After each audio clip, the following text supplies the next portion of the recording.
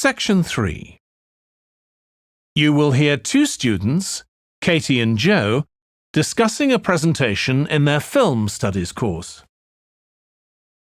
First, you have some time to look at questions 21 to 24.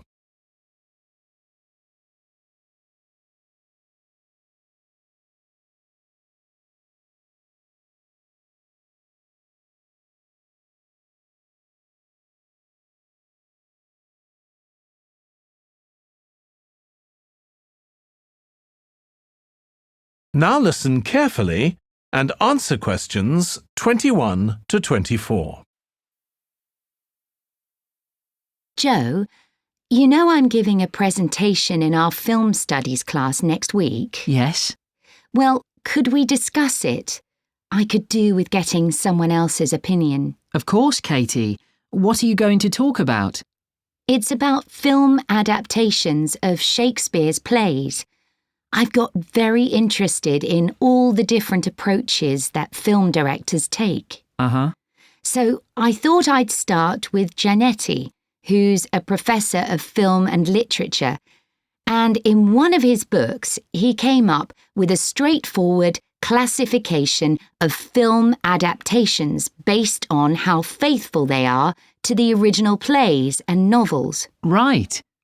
I've already made some notes on that, so I just need to sort those out before the presentation.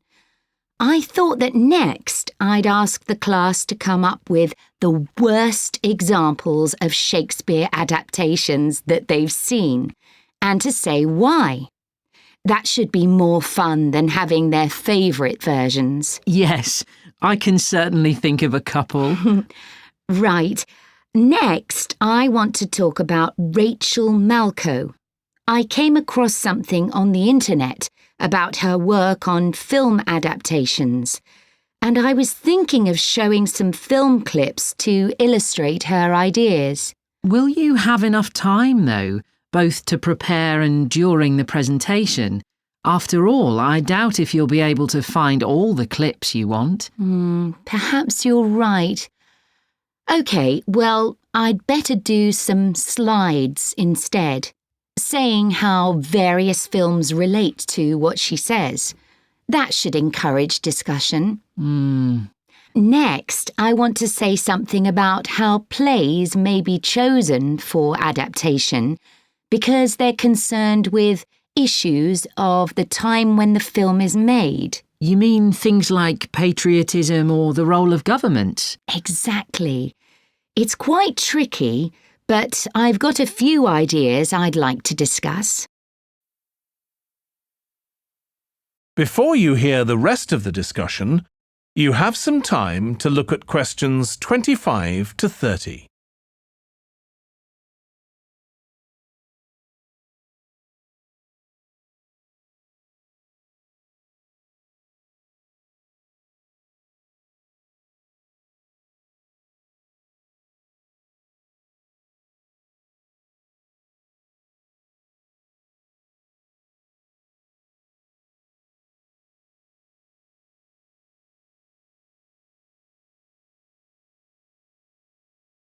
Now listen and answer questions 25 to 30. And finally, I want to talk about a few adaptations that I think illustrate a range of approaches and make some comments on them.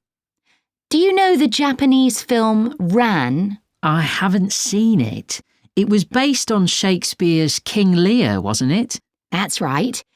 It was a very loose adaptation, using the same situation and story, but moving it to 16th century Japan instead of 16th century Britain. So, for example, the king's daughters become sons, because in Japanese culture at that time, women couldn't succeed to the throne. OK. I hope you're going to talk about the 1993 film of Much Ado About Nothing. I think that's one of the best Shakespeare films. It really brings the play to life, doesn't it? Yes, I agree. And I think filming it in Italy, where the play is set, makes you see what life was like at the time of the play. Absolutely. Right, what's next? Next, I thought Romeo and Juliet, the 1996 film, which moves the action into the present day. Yes, it worked really well, I thought, changing the two feuding families in the original to two competing business empires, even though they're speaking in the English of the original play. You'd expect it would sound really bizarre, but I found I soon got used to it. Me too.